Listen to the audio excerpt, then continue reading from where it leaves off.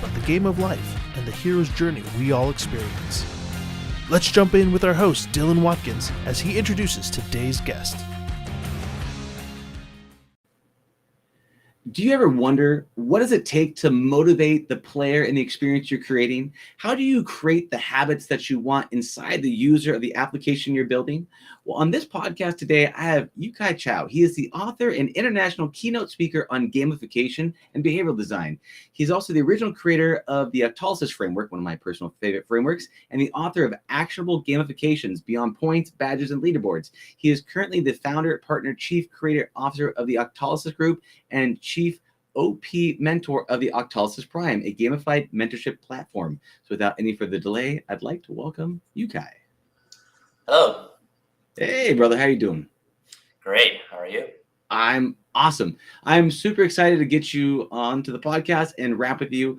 As someone who, a self-declared human-centric designer and designs all types of experiences, primarily in virtual reality and transformational design, you have one of my favorite frameworks, which is the Octalysis framework. And I'm, really excited to have you on and just learn a little bit about your journey that got you to create the framework. Yeah, I think the beginning starts in 2003, so almost 20 years ago, when I was a very, very heavy gamer, and I played a lot of Diablo 2 at the time. And at one point, my friends started quitting the game and moved on to other games, so I quit too. And then I felt extremely empty. I felt like, wow, I spent thousands of hours accumulating better gear, leveling up, getting gold, making my in-game character super strong. And when I quit the game, it's just like, well, seems like I have nothing. So I was in that transition period between quitting game and starting a new game. And I just felt, why can't there be a game where, number one, people, like a lot of people are playing, but number two, and people just can't quit like that. So I realized, hey, that's actually the game of life, my life. If I was my own RPG character, right, of course I wouldn't just be idling in town, walking back and back and doing nothing, which is what a lot of people do, just sit there and watch TV. I'd be going out, killing monsters, getting experience, learning skill points, building alliances, doing quests. And so back then, by the way, I was still in high school, and I thought, well, most people among my peers, they're playing this game, but they don't know this yet. So they're in town, and if I go out and start leveling up, at one point, maybe when they graduate college, they're like, hey, I'm playing this game. I should probably go out and start leveling up to go to level 2. And at that point, I would be level 26 maybe. So eventually I could, because success is snowballed, right? So I thought eventually I could be the strongest player on my server.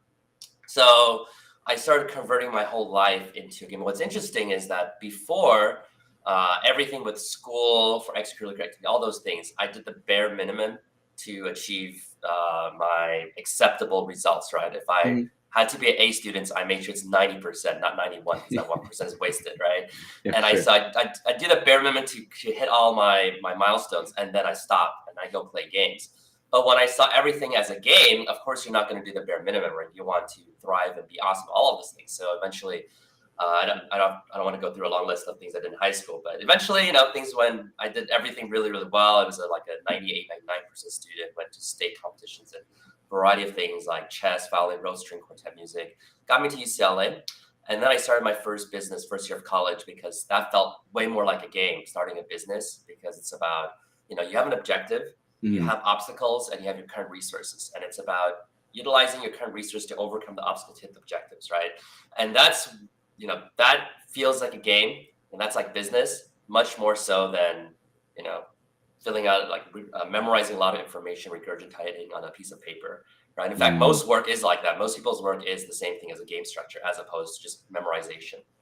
And so I started my first business, and they're all themed in terms of gamification. How do you turn your life into a game?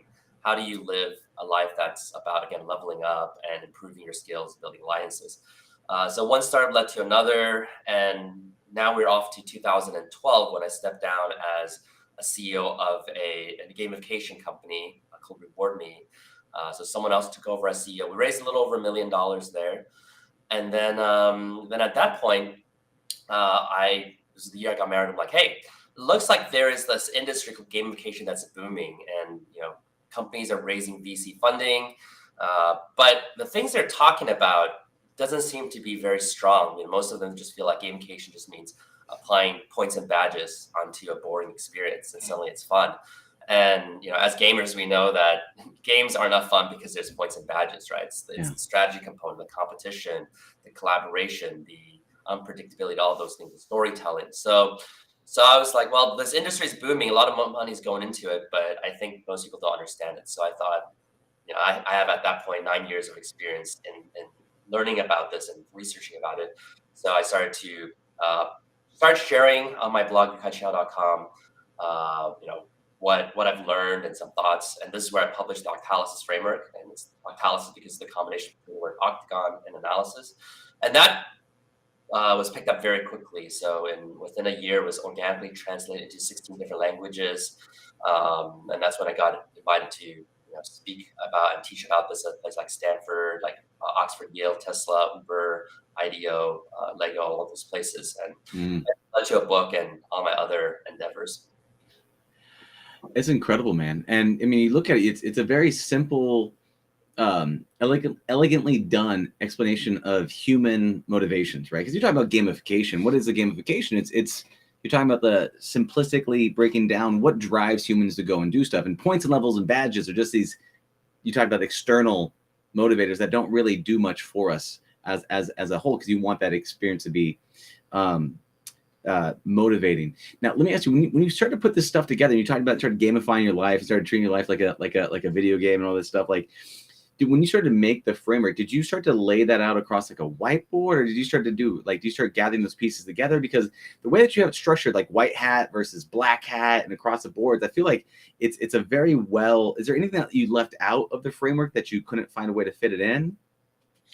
Yeah, so a lot of people have asked me about the process of creating this framework. And, I've had people who had PhDs in psychology for decades tell me that the framework actually answers a lot of things that wasn't answered in the psychology space yet.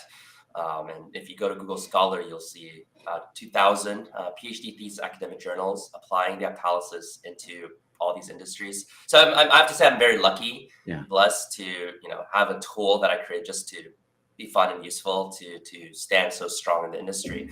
But the process I made, like some people ask me, oh, did I spend many years doing this and whatnot? And I'd say that, to be honest, it's probably the result of 3 sit downs. But it's across like 1 or 2 years. So it's like one sit down, I drew an octagon, and it was used for something else, for business optimization. And then there's another sit down. I was analyzing a variety of games that are very different, but my mother was addicted to Farmville at the time, and that was very curious to me. There's Diablo 3 and StarCraft, and there was also Candy Crush. So those are some games that I looked into, and why they're so different, and why some games people can be super addicted to for 6 months and they just don't want to touch it ever again. They're disgusted by it, and then why some games people can play for decades and it's still enjoyable.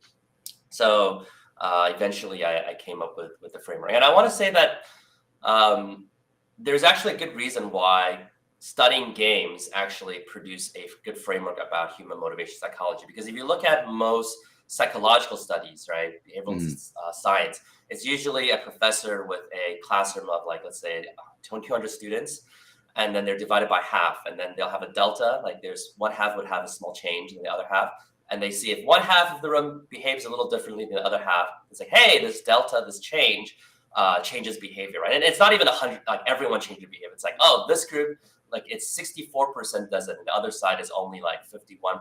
So it's not even across the board. And if this can be replicated across different classrooms, then suddenly it's scientifically proven. Now, if you look at a game, each game is like a petri dish of hundreds of thousands, hundreds of millions of test subjects voluntarily changing their behavior based on the design. You can observe, hey, once game adds a little more scarcity, how people change their behavior. Once it adds a bit of unpredictability, how people change their behavior. So just by observing games and being very self-aware and pattern recognition and creating that, I think that's how the Octalysis is born, and that's why so far it's been. So I also say that because one of my framework is to turn my life into a game, like the 6 steps to turn your life into an RPG game. I think there's a lot of rhyming with your show and what you guys are doing. And one of it is figuring out the initial stats, right? What your build is. Just like in game, you figure out if you're high intelligence or strength or whatnot, and that will help you decide if you want to be a wizard or a warrior. So I have a few high-level strengths in terms of the association between things that are disconnected, pattern recognition, empathetic intelligence. So a few things that allow me to create frameworks and models. So I actually have a fun goal in life, which is to create about 100 different models and frameworks. I think I'm about 35 right now, but again, I think Octalysis is by far the strongest one. Wow. Oh, okay, there's so much to unpack from that. So one of them being is the gamification of life. Do you carry around a stat book or anything now? Do you have like a backhand pocket where you like pull out an app and you kind of like update the app or anything? Is there anything that you currently carry to gamify life with? Is that it? I use a few gamified to-do lists. I use Habitica, a company from Habitica and Waterdew, and to stay productive. I do all my exercise with VR actually. Oh yeah? Yeah. Thrill of the Hunt, probably the best workout game if you played that. Thrill of the Fight. Thrill of the Fight. Yeah, sorry. Yeah. Thrill of the Fight. That one always gets me out of breath and like within a 10-minute workout. And so I do a lot of that. And so when you think about gamification, there's two types. One is the like overarching, your life is the game and you're living this framework. You make decisions based on that game. And then there's like daily tactical stuff, which is how do you get yourself to be more productive on a day-to-day basis, and how do you keep score of what you're doing. So the tools are the tactical part, and then there's the high-level framework of living your life and making decisions.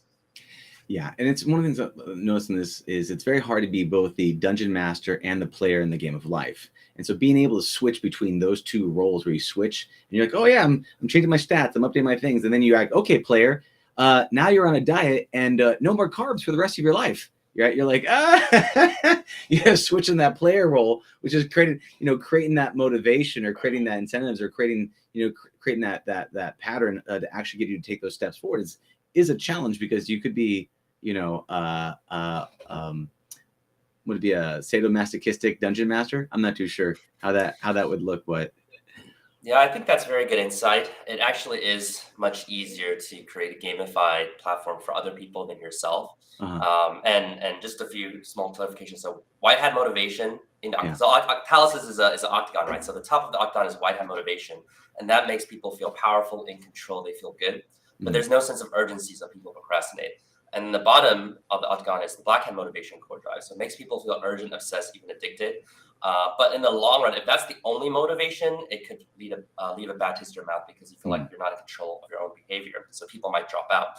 And so what's unique is that it's really, really hard to apply black hat motivation on yourself. So core drive 8 is loss and avoidance, right? That's a punishment. And core drive 6 is scarcity and patience, which is basically withholding something you really want from yourself. And so how do you design an experience where you put a reward that you want it so much, you're willing to do everything it takes to get it, yet still withhold it from yourself, right? Very, very hard. Yeah. And then for lots of boys, how do you create a punishment where you're so scared of being punished that you'll do anything possible to prevent this punishment, but know that you have the integrity to actually execute on yourself if you fail, right? It's just really, really hard. You're just gonna be like, I think I'm not really gonna burn my $1,000 if I don't work out today, and then that crumbles. So usually you want to find a game master to help you enforce the design rules that you created. Yeah, and that's one thing that I've noticed that I've seen for myself, like in terms of gaming, because I'm obviously very deep into the gamification themselves. Like I'll set quarterly goals.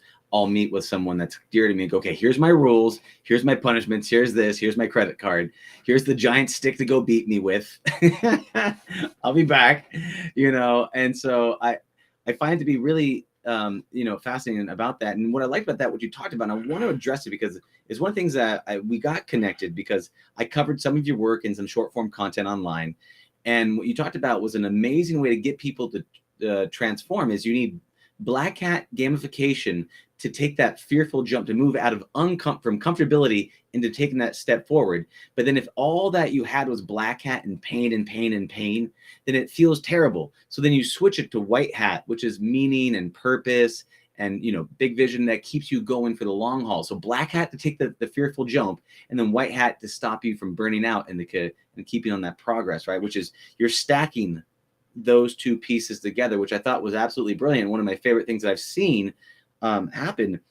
Is there any other stacks, Octalysis stacks that you've seen combining together that are effective, that have a synergistic effect? Yeah, so right now we've only been talking about the white hat versus black hat, but there's also what we call left brain versus right brain core drives, which left brain is left side of the octagon, right brain is right side of the octagon. It doesn't geographically mean that it's on the left versus right of the brain, but the left brain core drive symbolically connects to the logical brain. Right brain core drive symbolically connects to the emotional brain. So what's interesting is that the left brain core drives deal with extrinsic motivation, things you do for a reward, purpose, or a goal, but you may not enjoy the activity itself. So once you obtain the reward, you hit your goals, or you get used to the reward, it becomes stale, you stop doing the activity. Whereas right brain core drives are things that you just enjoy doing to the point that you're even willing to pay money just to experience it. And even if you lost all your progress the next day, you would still want to do this activity today, because that's how we measure our quality of lives, right? How much time we spend on things we just enjoy doing. So for instance, core drive 5 is social influence and relatedness. A lot of times, a lot of people since middle school, high school, they hang out with the same 2 or 3 friends for sometimes 3-4 hours every single day. And there's no reward, right? No badge, no progress bar, no achievement, no tokens, but people just enjoy that. It's evergreen, right? And in fact, a lot of working professionals look back fondly to those days and say, hey, I wish I could be in those days where just like hang out with my friends and do nothing all day long. Core drive 7 is unpredictability and curiosity. So, an example I give a lot is if you sit there and you press a button for 4 hours straight and you're guaranteed a paycheck, that's kind of boring, right? That's like a job at a factory. Most people don't like it.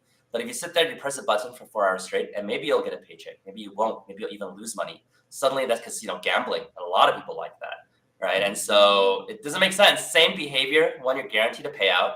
The other, you're actually most likely going to lose money because that's how the casino makes so much money. But our brains prefer the latter because we're paying for the intrinsic experience of the thrill of gambling. Like maybe I'll win, maybe I'll win. It's not necessarily for the reward, it's for the experience.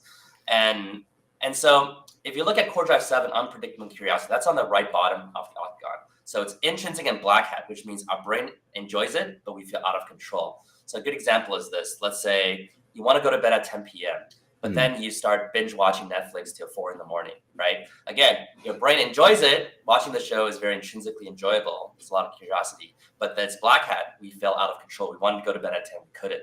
So when you look at the Octalysis, and this is just the face value, the layer 1 of it, you can start thinking about, all right, how to use extrinsic motivation to create justification or hook people into the experience, because people think they're too busy for some fun. So it's like, hey, you get some kind of reward or status grow in it, so they get hooked in. And black hat drives urgency to jump in, to take immediate action.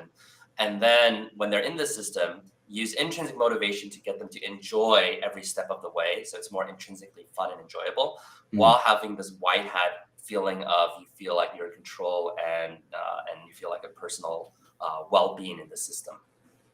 Okay. It's, by the way, I love that you just add the pocket. You're like, core drive 7 is this, core drive 3 is this. It's just like, I can feel you basically mapped on the top and the back of your brain of how it all works. I didn't really understand.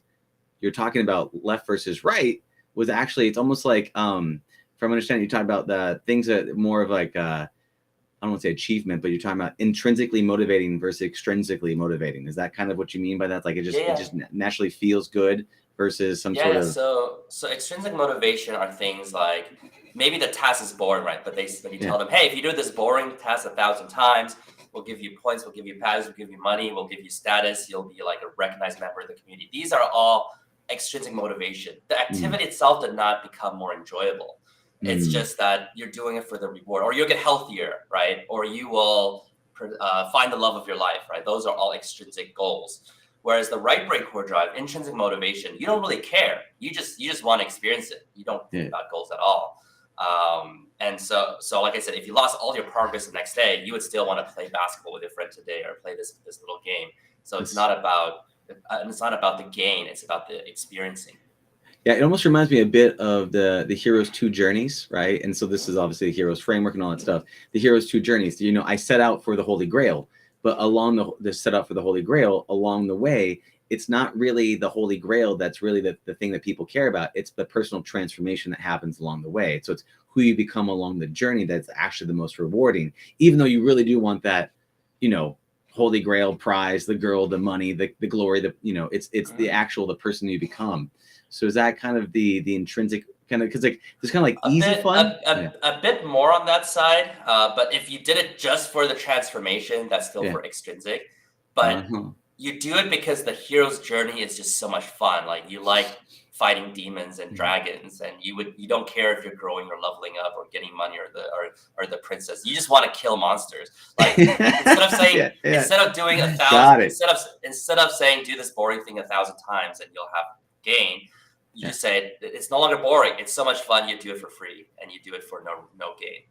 Got it. So it's making that habit loop pleasurable, right? Yes. And then you're just enjoying that journey, right? Yeah. So good design would be first tackling those right brain core drives. Give people core drive 3, empowerment of creativity and feedback, which is about meaningful choices, autonomy, self-expression.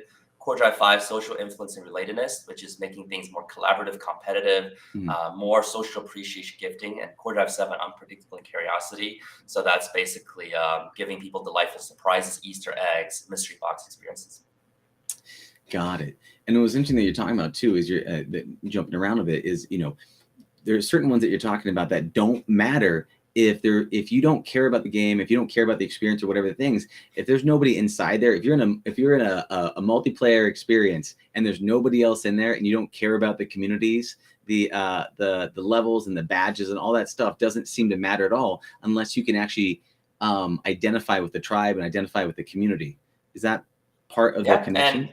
And I think part of what you were bringing up earlier was about easy fun. I think this might be I was about to, yeah. Nicole Lazzaro's 4 keys to fun, right? So easy fun is really about core drive 3 and 7. So empowerment of creative feedback, and as well as unpredictable curiosity. So easy fun is like whatever you're doing, you're winning. You're playing with Legos, you're playing with bricks, right? You're drawing something.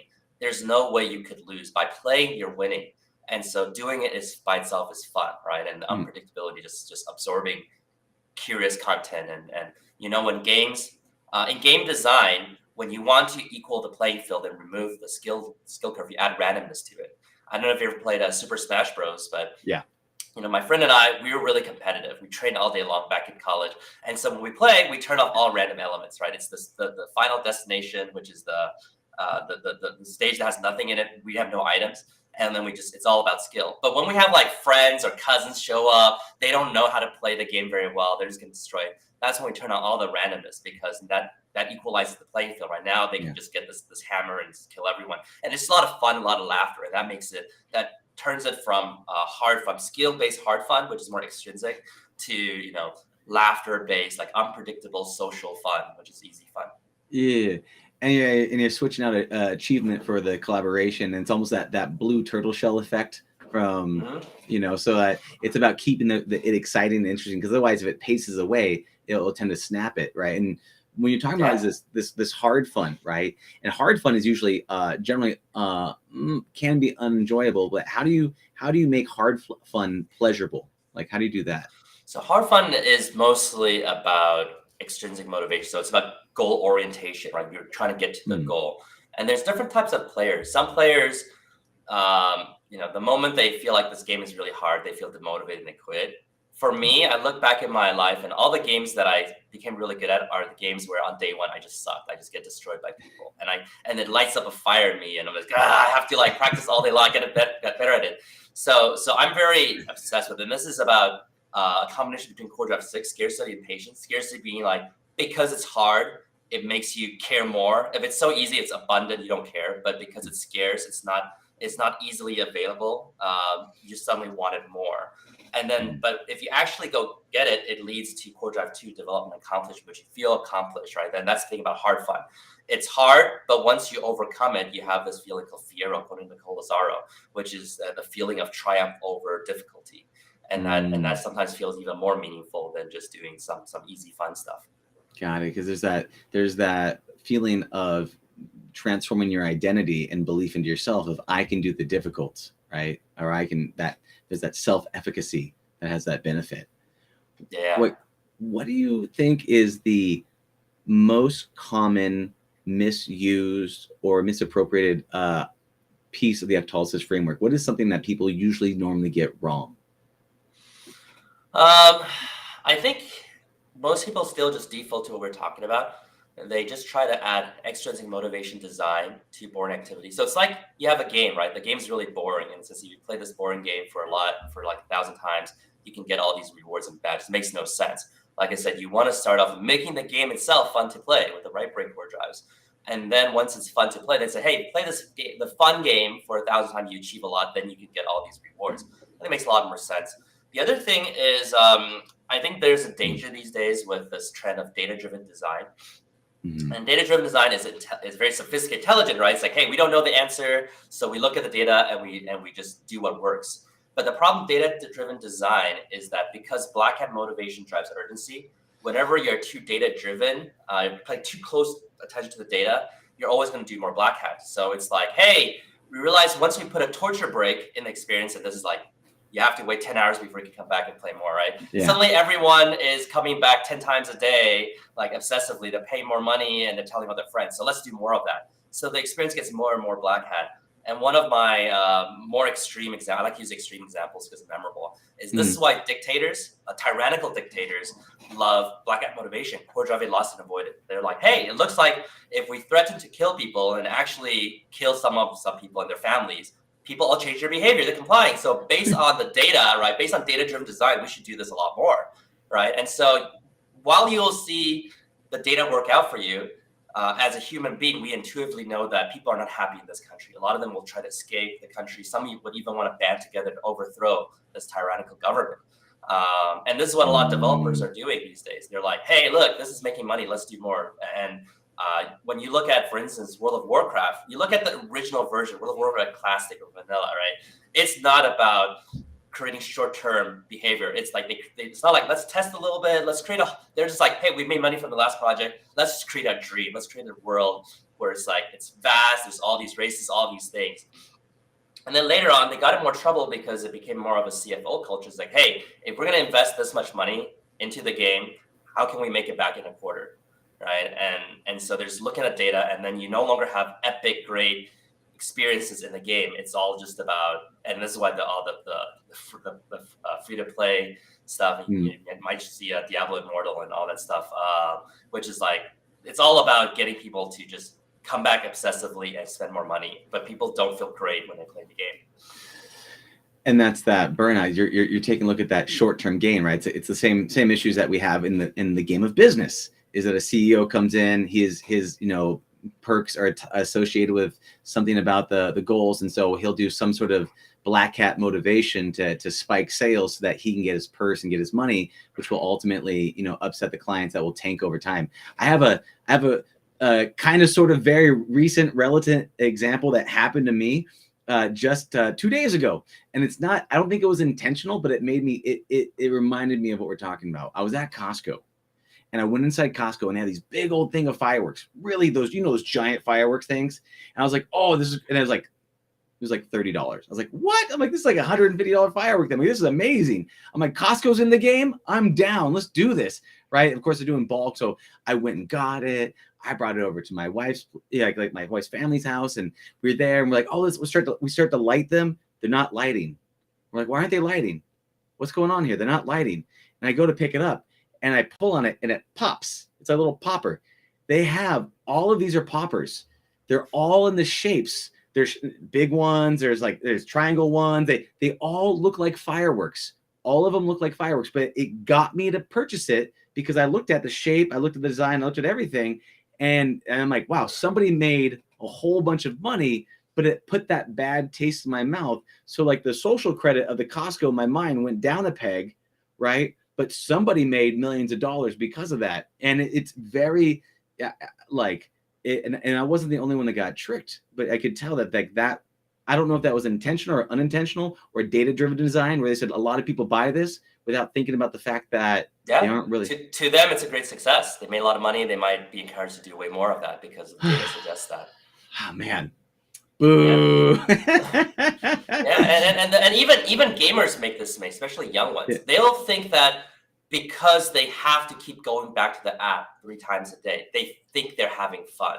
but they're actually not having fun. They're like, oh, I must be addicted to it. Like, I am addicted to this, so it must be a lot of fun. And they don't have the sophistication to understand that sometimes you're not having fun. It's just that you don't want your crops to die. You don't want your army to sit there idle and be a waste, right? You don't want to lose all these resources. And therefore you feel you're compelled to go back. But it's not because you're enjoying the experience, it's because the game design forces you to go back. But I also want to make it very clear that just because we term this black hat motivation doesn't mean it's necessarily bad itself. So a lot of people voluntarily put themselves in black hat motivation. Just like I said earlier, right? How to be your own game master. They use black hat motivation to get themselves to go to the gym more often, eat healthily, which is why sometimes, we pay our gym trainers to call us losers, the harsh ones, right? We're doing push-ups and like you're trash, whatnot. It feels bad, but then you're okay because you thank them to pushing harder than you could yourself. And so what people don't like is when marketers, employers, governments, educators use a lot of black hat to get us to do things we don't want, like buy things we don't need, work overtime without proper compensation, get manipulated. And a lot of people still do the activity because, again, this stuff is obsessive. But the moment they can run away and escape the system, they will want to. So loyal customers leave, employees join competitors. Sometimes children run away from home if the parenting strategy is too black hat. But if it's a goal people already want to do, like, for instance, like, let's say I was always wanted to donate to a charitable foundation anyway. Like, I hear them on the radio. I always wanted to. It's white hat, right? There's no urgency. If I do it, I will feel happy about myself, but I don't do it. And then suddenly they said, hey, we have a generous donor. So within the next 2 hours, if you donate, that donor will match what you put in. So there's scarcity. I have this urgency, like I have to do something in 2 hours. And it really motivates me to go and donate to this charity really quickly, right? So it does use this black hat, makes it a little bit uncomfortable because I have to stop what I'm doing and go do this right now. But I'm okay with it because I already wanted to donate to charity. So black hat is fine if it like pushes us to, just like you said, get us into a uncomfortable situation that we always wanted to go to. But it was just, when we're too white hat, we just want to be in our comfort zone. There's no reason to leave because you don't have that, like, the uncomfortability makes you want to move, and the uncomfortability could be, I'm gonna miss out on this deal, or I'm not gonna have as much impact, or there's opportunities about to go by, and that's that scarcity. And I think that's the hero's journey, right? On the beginning, some things have to change to create a shock in the system. Like, oh wow, I can't live my comfortable life anymore. I have to step out. And there's part of the framework is also there's the reluctant to take the leap, right? It's like, oh, but it's so uncomfortable. I still like my comfort life. And then sometimes you need a mentor that's core 5 social influence to say, hey, no, you really got to do it. Sometimes the mentor has to die before you're like, oh, now I really got to be a hero. Dude, you're totally on point. And what it makes me think about is, like, what's the first thing? The first step of the hero's journey is that the hero joins the journey. It, generally speaking, it's the refusal of the call. It's so, hey, here's an opportunity. And like, nah, I'm good. I'm at my house. Right. And then what happens? Like, some people bomb Luke Skywalker's house and his family dies. He goes, well, I guess I have to go now. Right. It sets him off on that journey. Have you taken a look at the hero's framework, right? And seen how the Octalysis framework and either gamifications lay around the arch? Have you seen it at all? Have you tried that? Yeah. So not a full study of what you mentioned, but I am aware and familiar with the hero's journey itself. So the Octalysis framework is all about behavior motivation, right? It's about if you can define the desired actions about what motivates people to do it. And so you could match all those steps in terms of what motivates them. And like I said, what's interesting is the initial call to action is usually something happens to the hero, right? And so it's like, oh, war broke out and the hero suddenly wants to enlist in the army like Captain America, all those things. So there are things where it's like sometimes it's epic meaning and calling, like I want to change the world. And so what's interesting about epic meaning and calling is that it's white hat, right? It makes you want to do something. It makes you excited about this, but it doesn't have the urgency to actually go do it. So therefore you need some black hat in terms of, sometimes it's unpredictable curiosity, right? I wouldn't say that's a hero's journey, but Alice in the Wonderland, she fell into the rabbit hole because of curiosity, right? And so there's that curiosity that drives people forward. Take the red pill or the blue pill. Like it's like, oh wow. Like honestly, Neil had no idea what he's getting himself into. It's pure just curiosity and scarcity. It's like it's mysterious. It's like very exclusive seeming, and I don't know what it is. So I'm gonna join this because he's bored of his life, right? And so therefore, this new exciting world drives them. So that's core drive. So unpredictable. Like I said, our brains enjoy it. We feel out of control. We're sucked into that. So you can kind of trace, what are the patterns of the hero's journey, and what core drive tends to motivate people to take the next step. Is a feeling of accomplishment or growth, is a feeling of ownership. Now you take personal identity, right? I am now a hero because I'm the chosen one or whatnot, right? I'm the one, the universe destined to balance the forces of good and evil, right? And so there's the identity component, there's the social component, there's all these core drives that come into place to get the hero to take their next steps. How does the identity component relate to the gamification, the Octalysis framework? Yeah, so core drive 4 is ownership possession, and it has a few components. It has a component of collecting, like digital goods, currencies, Pokemons, whatnot. But it also has this more abstract things, like if you invest a lot of time to customize your Facebook profile, Dropbox folder, your LinkedIn profile, you feel more attachment, hence ownership over the experience. And even if a new technology that's supposed to be better come out, you don't want to switch because that one doesn't understand you. This one does this one your system. So that attachment to a product experience is ownership too. And then we move to what we're talking about, which is the identity thing.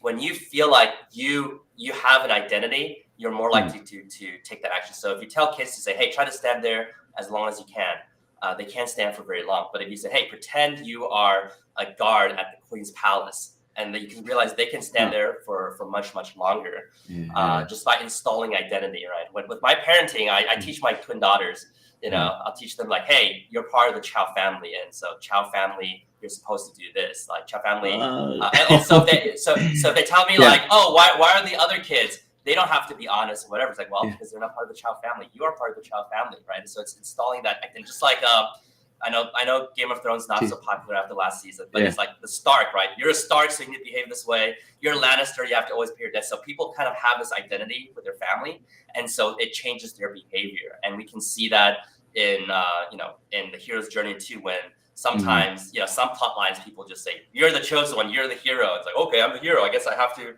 do some heroic things, I guess, right? And then and sometimes they're thrown into it. How are your twin daughters right now? They're 4.5. And what's crazy is Symphony and Harmony, that's their names. They have drastically different personalities since the first 10 minutes in the hospital. Wow. I don't know why, but I giggle when I think of the idea of if Harmony is the overly aggressive one. I don't know if that's the case or not. It's the opposite. Symphony has always been loud and needs an audience and wants to communicate and talk, and the Harmony just likes to chill and be by herself and do her things. So their names actually kind of reflect. I don't know how much to attribute that to identity, like your name's Symphony, so therefore you're louder, because they were literally doing that, like, again, the first day in the hospital. But from the behavioral science of subconscious priming, like once they understand what those words mean, it would actually change some of their behavior. Do you have you run experiments? Have you talked about one framework about instilling an identity in there? Is there other things that you've been able to gamify experiences for your daughters as they're coming up? Because they're at that age of just totally adopting the things. Is there anything that you've tried with them that you've seen? Yeah, we apply a lot of things in the Octalysis framework with them. I think one thing that I do that might not be intuitive, like most families don't do it. I want to help them build thicker skin and not be self-conscious and not be snowflakes, right? So I actually do this training with him. I'm like, okay, if someone tells you something you don't like to hear, then you just say, use the Chinese word. It's like, okay, thanks. You just smile to them and say, okay, thanks. Because if you don't lose your temper, you can never lose, right? So I'll practice with them. I'll say, all right, ready? I'm going to say it. Symphony, you are so ugly. You're stupid. You're worthless. And then they'll just say, okay, thank you. Okay, thanks. Okay, thanks. Yeah. So I want to make sure that when people around them call them these names or whatever, it doesn't hurt them for a week, That's so good, man. We are I think one of the things that we do lack in a lot is resilience and thick skin, and like not taking things personal. I think is a big thing in this day and age. At some point, just putting in there, I could totally see at some point you doing Octalysis for parenting. I could totally. I've been asked about that a lot. Are you? Oh my God! Oh, that'd be so amazing. But that's beautiful. So then, so you're looking at thicker skin, and you're kind of like seeing, okay, what can I do to kind of prime them, to kind of get them ready at these formative ages? That's great. Is there anything else that you do in the areas for advice for parents? You're very interesting topic. Again, lots and lots of things. I tend to give them like simple frameworks, like what's useful and what's useless. I tell them you want to do useful things, not useless things. So I'll say like moping on the corner is useless, right? And you want to do useful things. So it's communicating, talking is useful. So it's like giving them simple frameworks to go by, and I can tell them, hey, look, you can sit there and have a tantrum for the next 20 minutes and be useless, or you can come here and I can comfort you. Up to you. Like, do you want to choose to be used to useless things or useful things? And then they'll usually like realize, okay, sitting there for 20 minutes is pretty useless, and they'll come to me so I can actually comfort them. Cool. But I usually want to give them first. I don't want them to be like, oh, because they're pretend. And I usually actually use the language like, don't pretend to be pathetic. Like you are in a good family. You have parents who love you. You have the most amount of resources of all our family ancestors, like by far. Yeah. You are in a good scenario. So don't pretend that you have a sad life, or and even when they say like, oh, daddy or mommy, you hate me or whatever, I say I don't be like, no, I do love you. Don't say it. I say, hey, you're not supposed to lie. Don't lie when you know it's not true. I love it. Okay, so shifting gears just a little bit here. One of the things that I've noticed that comes up a lot, right, is the misuse of talking about black hat frameworks and getting people to do things and having them not feel good. We've seen a lot of interesting things happen in the crypto space, right? I know you have some experience there. I don't know how much you want to talk about in that area, but what have you seen in the crypto space that in terms of gamification that you like, oh, that's a great use case, or that's not a great use case? What are tropes? What are trites? What stands out to you? Yeah. So first of all, when I wrote my book, I wasn't aware of this cryptocurrency. I was aware of crypto, but not like NFT, Web3 space in general. But then apparently my book became some people say it's a must read in this space, and I started getting a lot of invitations to do consulting advisory on that. I have my own NFT project called MetaBlocks right now. So that's the disclaimer in itself. But when I start seeing especially the NFT space, it kind of are those 8-core drives on steroids. It's just like all this, the Discord activities with the whitelists and the scarcity components, like. There's only 8,000 of these NFTs, and there's 50,000 people in Discord, so everyone needs to fight, and they have to do all these things. Like, you have to go invite all these friends, do marketing, and it's like, oh, so what's the reward? The reward is not that you get a free NFT. The reward is you get to be on the whitelist, so you get the right to purchase their product at full price. That's the reward of doing basically working as an employee for them. You get the right to pay them money for their full product, right? It's pretty intense. And so there's a lot of exuberance, greed. A lot of projects are dishonest. But I like to go back to the foundational stuff. Just like when we talk about gamification, right? A lot of people talk about gamification, but there's a lot of fluffy things, and you want to go back to what's core, what works. And in my evaluation, the core technology, the blockchain technology of being able to create unique serial keys for a digital asset, a digital item, I think it's very valuable. So my example is this. I wrote a book. I sold about 100,000 copies, a little over 100,000 copies. And those copies, we call them copies, right? They're all fungible. So what that means is people just want the knowledge, the text, right? So the ebooks just as good, the audiobooks just good. It doesn't matter if they trade books. It's just fungible. It's like the knowledge. But in my life, I've signed about 200 or 300 books, and those are non-fungible. That's a unique copy, a unique version of the book. So even if people trade those signed books, they're not the same. They're a little bit different. I write something different. I address that name personally, and it creates a more unique relationship with the author, or with the musician, right, or with the artist. It has that uniqueness to it. Now, is it worth $5 million? Probably not, but it has a unique value there to make something more scarce and hence more meaningful. So NFTs are important because of that scarcity, but also that meaning and purpose. Example I give a lot is I have a friend in Denmark. He has a very old and broken, rugged couch. And there's no utility nor cosmetics to the couch, but he cherishes it greatly because it used to be owned by Winston Churchill. And he believes that Winston Churchill is a war hero.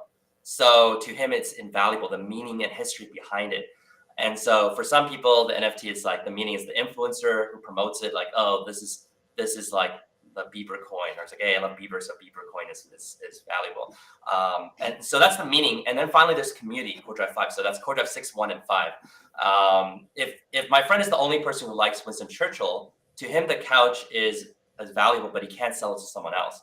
But if there's a community of 100,000 people who all believe Winston Churchill is a war hero, then he can probably sell it to someone else to sell it to someone else. And so I think it's important to say that the foundational technology is useful, but the marketing, the financial world on top of it may or may not be at least justified. Just like the .com era, right? .com bubble burst. I keep mentioning this. .com did not fail. .com, the technology was strong and sellers growing and people used it.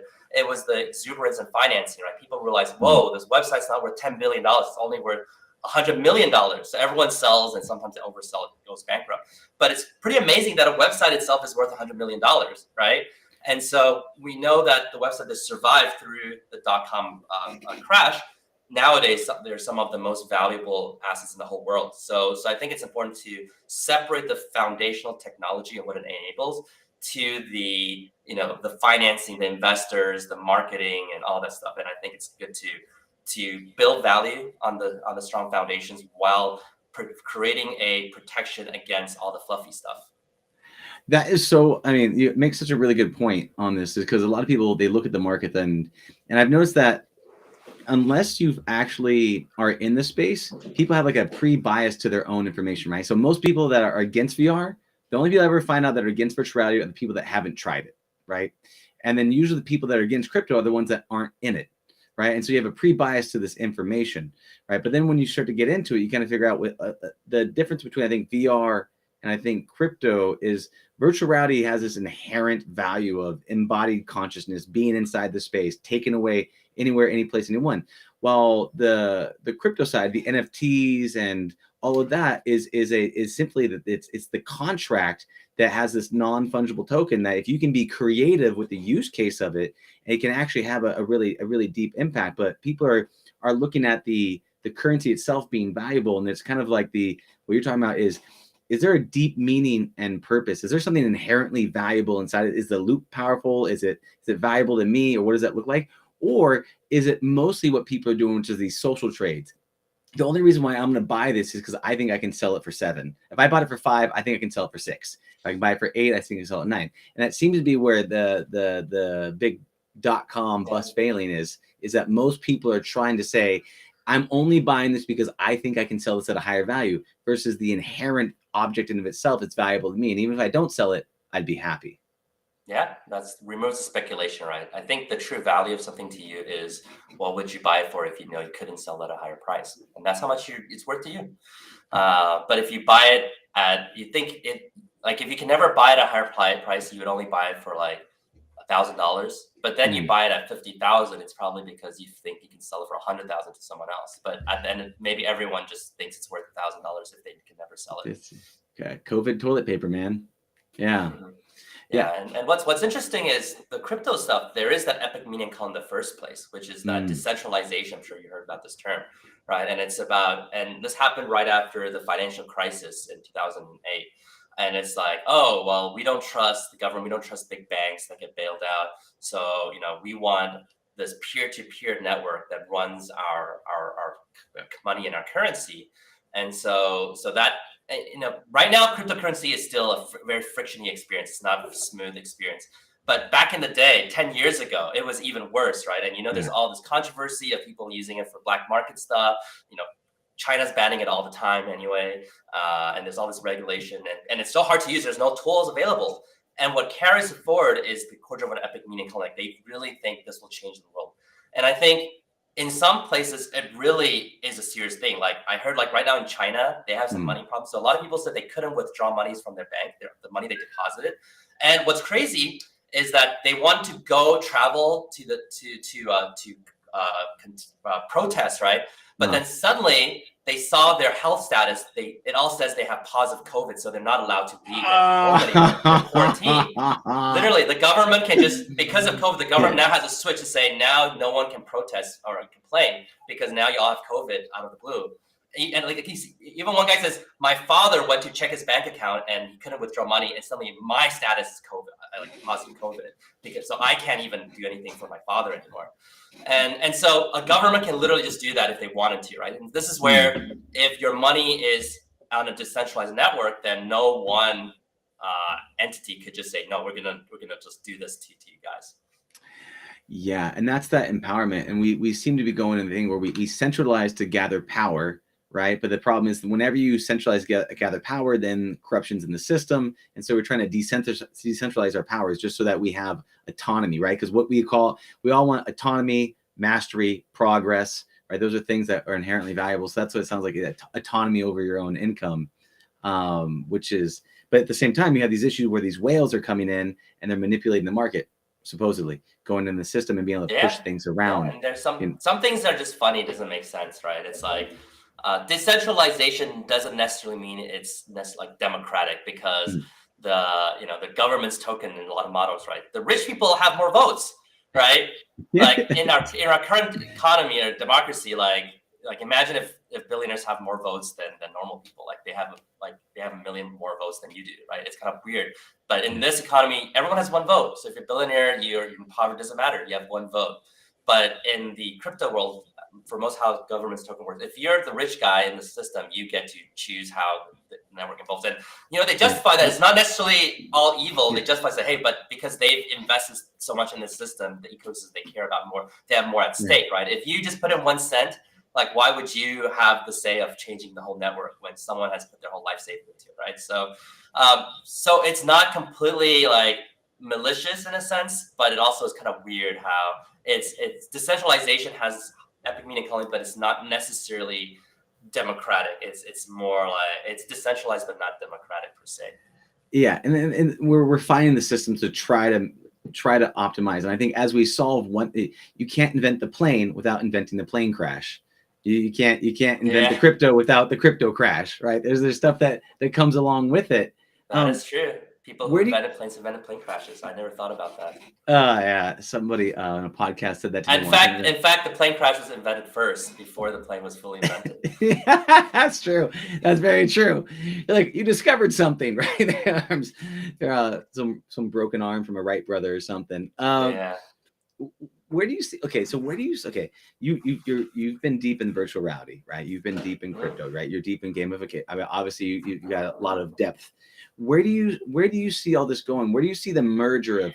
Because there's this whole warfare. Virtual reality is the metaverse, right? And then there's crypto people. Crypto is the metaverse, and then there's this whole thing, right? And without getting into the whole thing, you know what's the craziest thing?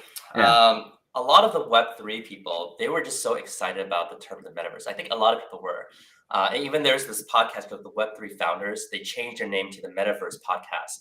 And one single company ruined it all by changing their name to reflect that they are the metaverse, right? And then suddenly everyone's like, whoa, this is different from the metaverse I imagined. Because the metaverse, I thought it would be open, decentralized, right? There's a lot of freedom. There's privacy, right? Anonymity. But now this one company that supposedly is now what people believe is the metaverse. It's very closed, controlled. It's people say there's a lot of spying so they can serve you ads, all that stuff. So a lot of people say like, yeah, we're not doing the metaverse. Like, so now I hear people use the term like, we're doing stuff in the so-called metaverse. They'll no longer say we're doing stuff in the metaverse, which is kind of funny because it's a tainted word now. But I do think in the future, a lot of these trends will emerge, right? So people probably heard about interoperability, which is, you play a game, you get these angel wings, you can carry these angel wings to another game, and then you have the status. Potentially, that's what Metablocks is working on. You can take these status, you go to a real life location, to a restaurant, and say, hey, you have these angel wings in the game, you're a VIP. Or, hey, because you've come to this location, you'll get a powerful sword in this game. So everyone knows who sees your sword knows you went to Miami and did this trip. So I think there's interoperability. Interoperability becomes again, it's still a while away. It becomes possible because of blockchain technology. If it's on the same chain, you can kind of transfer over. There's technology nowadays that's building things that are connecting different chains too. However, there's still the difference between open and closed. Some people call them federations in the metaverse. So some people, many metaverses, terminologies are around. I like, there's one metaverse, there's different like federations or kingdoms. And what it is, it's almost like passwords.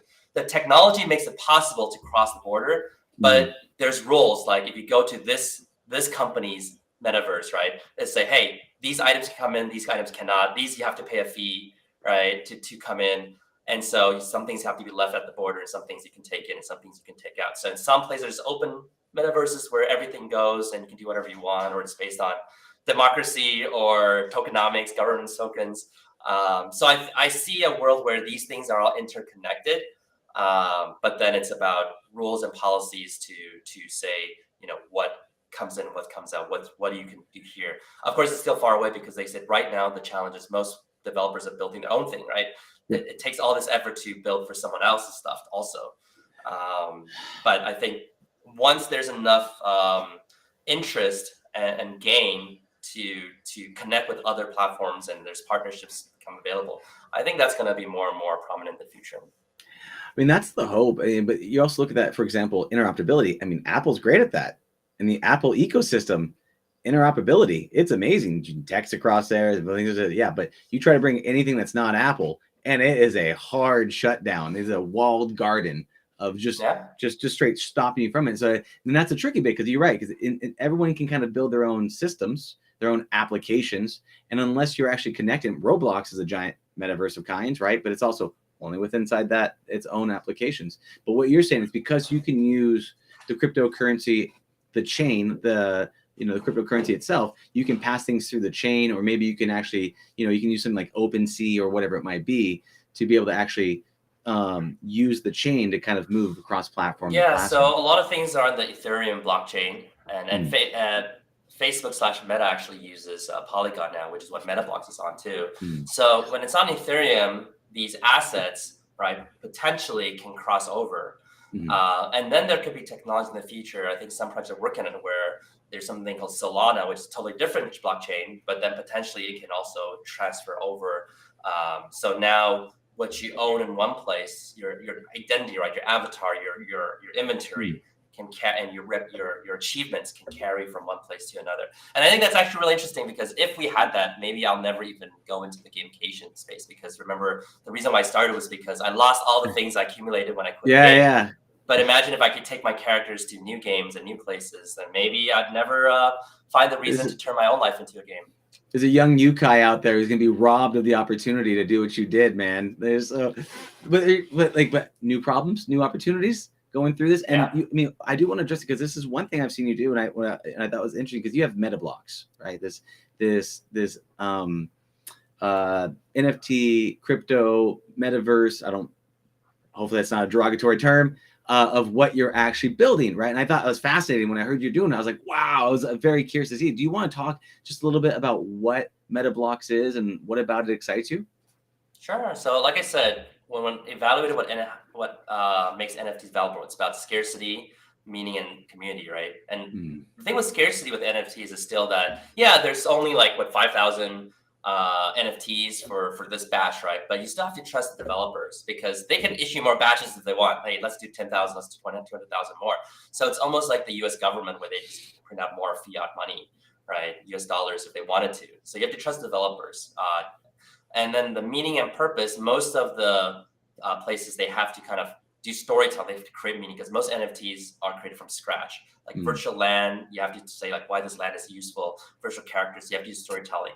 And so MetaBlocks, what it is combining real world places with real life memories. So we thought about, okay, what's truly scarce in the real world? Well, it's gold and real estate. But gold is still fungible, right? My gold, your gold, we trade. It's the same thing. But real estate is not. Like my home, your home, even if it's the exact same dimensions, it's positioned a little differently, different neighborhood. I had my memories. Maybe I have my twin daughters of mine. You graduate from school and yours, whatnot.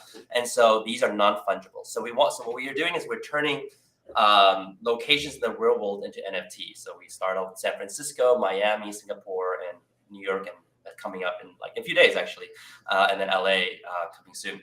So people can own these NFTs, but that's just the scarcity part. The most important part is the meaning, and that's the real world, real life memories part.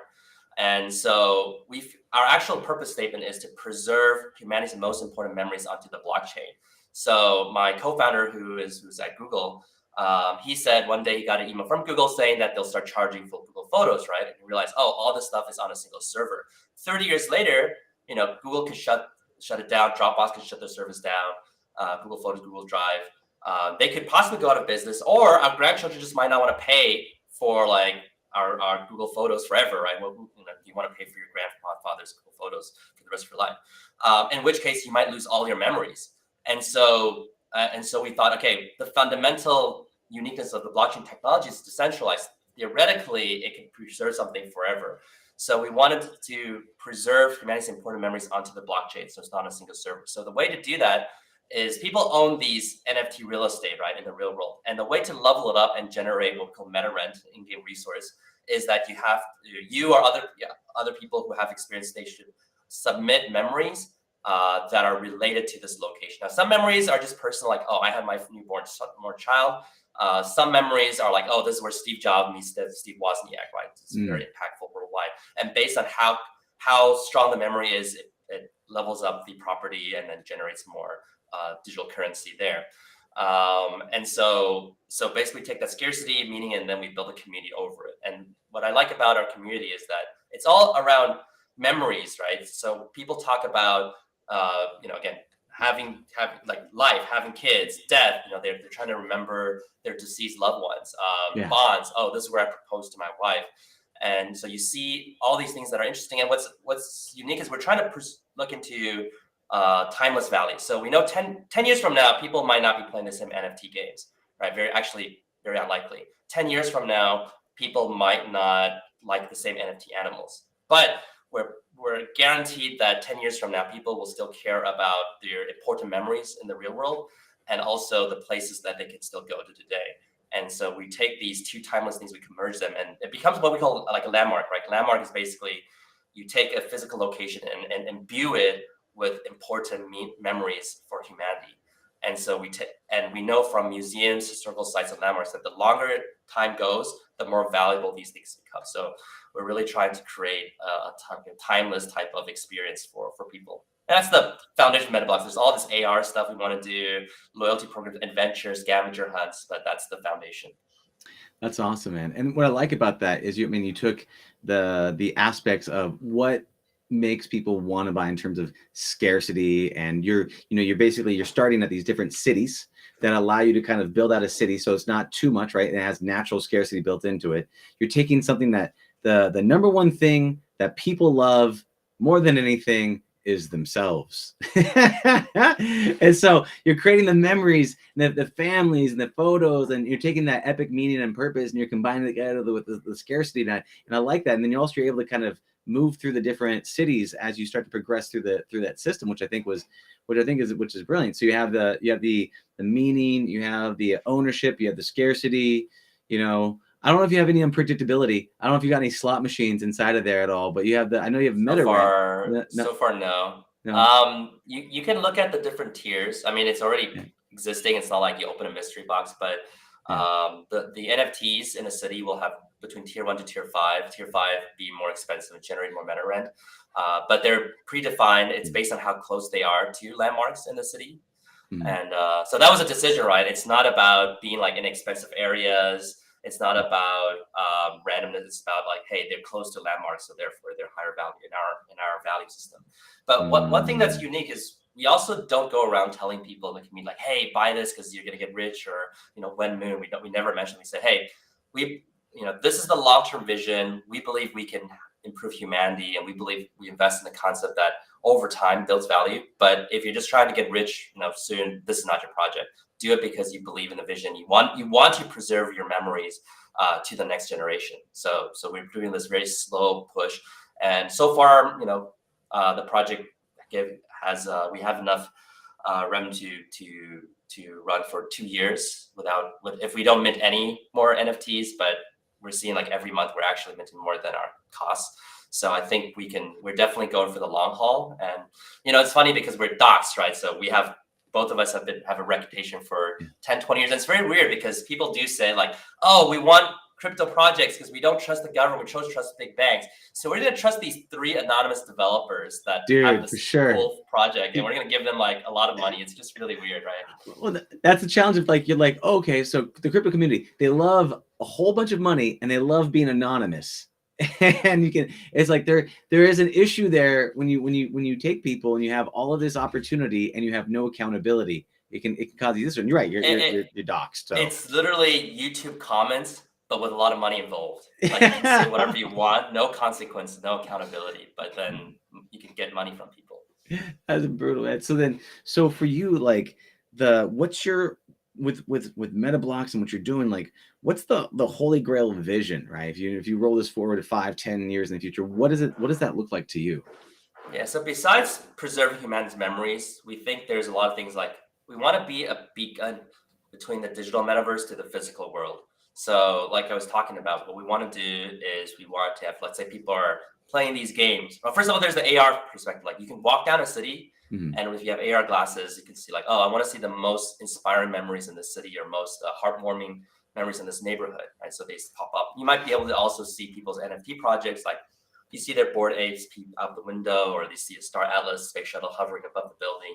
So it's really ingrained like real life experience. But like I said, let's say in the digital metaverse, you have these angel wings, and then you go to a physical location, the world like San Francisco, go to a bar, and they see either through smartwatch, AR glasses, or phone check, and they're like, oh, you have these angel wings from the game, so you're a VIP coming for free, right? Or the other way around, like you go to Singapore and you do this jet ski trip. And then when you jet ski, you upload the memory there, then you get the special sunglasses that you can bring to the metaverse. So in the metaverse, everyone knows that, hey, you have those sunglasses, so you must have been to Singapore and done this, right? So we want to allow people to have more adventures in the real world. We want to make sure that it's not just a profile you show people, but it actually becomes a lifestyle. Like now, to play this game, instead of going to digital world, you're doing things in the real world. Like people are going to different cities and with other, we call them neighbors, with other neighbors going to different cities, doing more adventures together, uploading new memories, and this is how you play the game and level up. So in the long run, we want to create adventures in the world. Like Pokemon Go has a lot of ups and downs and controversy and all that stuff. But one thing that almost everyone agrees that they like about it is that it got people to go out, right? And so we want to create that, but instead of trying to raise little pets to battle, we want people to go out and create memories, and that's how you level up your game economy. Well, I love that too, because again, if you reflect on the Octalysis, right, and what you're talking about is that people want an excuse to go out and do something, right? They feel good once they're out there, but they're kind of comfortable at their house, right? I'm sitting home, doing my thing here, clicking the computer, but going out with friends with an epic call, a meaning, purpose, getting out there, making friends, and also having that connection with other people, right? Where you're in it and you're all going through it together, which I think is awesome. So then you're going to turn this from not only just a NFT kind of points on a map of the city to actual geocached locations of each of these cities with, say, augmented reality or whatever new technology comes out, so that people can actually go to those physical locations and be able to say, oh wow, this is a geocache of my memories of what's going on here, and this is a more valuable location because people are contributing by actually putting their memories inside of this geolocation, right? So it's a collaborative memory making machine. Yeah, I think AR is probably like 3-4 years away. It's not mature yet, but like Apple, Meta, all these companies are double downing on AR technology. So I'm sure we'll see more adoption for it. Yeah. What for you is, if that's preserving the world's memories, which is, I think is incredible. Since we are a society of amnesia, we have a tendency to forget as time goes on here. What do you think is the dragon? What's the most difficult thing for you to overcome on this journey that you don't, it's going to take a transformation to be able to do it? I think at least what we're seeing right now, the tough thing is the crowded getting rich market, right? And so we're just focusing on fundamental values. We're like, don't join us if you want to get rich. And then there's all these other projects. What they do is They raise a lot of money and they say, join us because you can't get rich in 4 months. And if you join and you invite your friends, we'll give you a free Tesla, and we'll give you all these things, right? And so it really makes the market very crowded. So it's almost like you're a student and you're like, and everyone in your class is cheating on the test, right? But you're the only one that's not cheating. You're like studying hard, right? And you feel like it's very hard to do well in that environment. Now, the bet is that over time, when people graduate and they're looking for a job, because you actually studied, you're the one that actually is qualified to get a job, and everyone that just cheated on their test, so they actually will not get a job. So those projects just die, right? Get explode. It's a long-term play, but I think as we're just executing, building, we're about long-term meaningful projects, right? We talk about, we like to be more like a safe haven as opposed to be an exciting, like sensational product right now. Just like historical sites and landmarks, right? They stand the test of time, and they're very valuable, but they're not sensational. They're not your daily like Instagram. So we're focusing on that, and our play is that because we're committed, we have a long history of execution, and our model stands very strong. We think that in the long term, whoever is with us in the project will all end up benefiting a lot. That's awesome. Yeah, it's just so funny because I just pictured, like, I don't know why, but I pictured like, you're sitting there trying to teach people like the good practices, right? And next to you is like a girl in a bikini just throwing hundreds of dollars of bills at people, right? And it's like, it's not because it's like, well, yeah, but they're promising I'm going to get rich overnight, so I should give my money to them. But the it's like one of the earlier examples that always cracked me up was GoDaddy, right? So GoDaddy's marketing is not like, oh, our servers are more secure, we have all this thing. They're literally like, hey, it's very cheap to reserve domains with, and we have hot girls. We have like racing. That's why you want to trust your whole website, your whole platform on their servers, because they're cheap and they have hot girls. Dude, it's so funny because even though we know we're being manipulative, people go, oh, I like hot girls. I mean, even the name, right? GoDaddy, right? What kind of domain? What kind of like infrastructure server company calls themselves GoDaddy, right? It's like Namecheap or something that's like, oh, okay, Well, Namecheap is also like a cheap play, right? So it's actually it's cheap without the sex sales part, but like Bluehost is one that just sounds like your infrastructure name, right? Media Temple, I guess it hosts media there, like media company should be there, but GoDaddy is just like it's like some girl cheering for like a sugar daddy or something. Base human things versus long-term rewards, right? Which is great. And I love the fact that you're setting expectations for the people that join your cause. Say, look, we're not going to get you rich overnight. Memories are one of the most important things that we could ever have, and the loss of memories is one of the most painful things. I know, like, if anybody's ever lost their phone, they're like, oh, my memories, everything, that pain.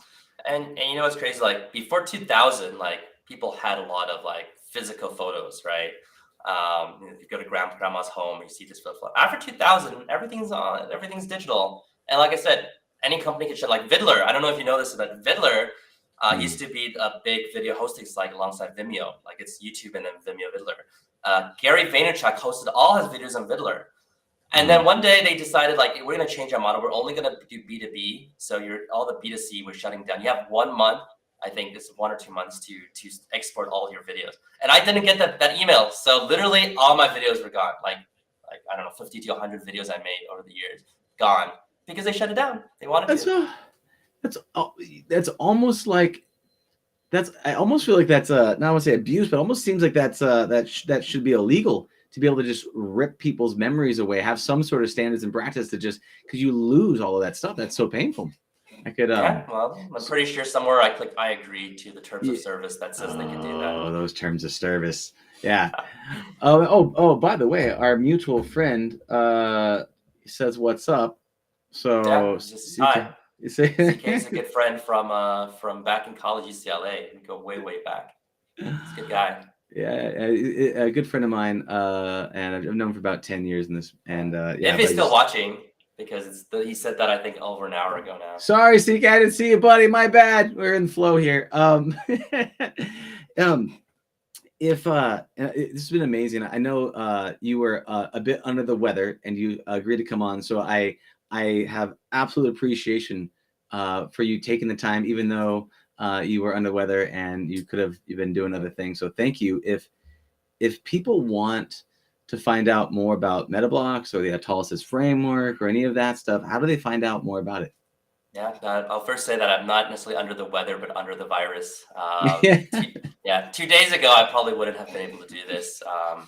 But it's a good thing I have three vaccine shots, and I think I took it decently. So to discover my work, the main place is yukaischow.com. But if you Google Gamification X or Gamification Framework, you should be able to find it in the top 2-3 results. Yukai Chow on Twitter is a good way to reach me too. And then that will usually lead to whatever you're looking for. Metablocks.co, which is the NFT company. Octalysisprime.com, which is the education platform with 900 videos I made to teach about all the stuff I'm talking about. Octalysis Group, which is my consulting design company if you're a big corporation and you want us to design things for you. Yeah, but yukaischow.com, central place. And then from there, your hero journey begins. Oh, solid segue. Beautiful. Yukai, it's been an absolute honor and pleasure. Thank you so much, brother. I appreciate all the good work you're doing, the inspiration, the dedication, the gamification. Absolute pleasure. So thank you for coming on. Appreciate your time. Have a blessed and beautiful day, my friend. And I'll see you on the other side. Thank you. See you. Bye now.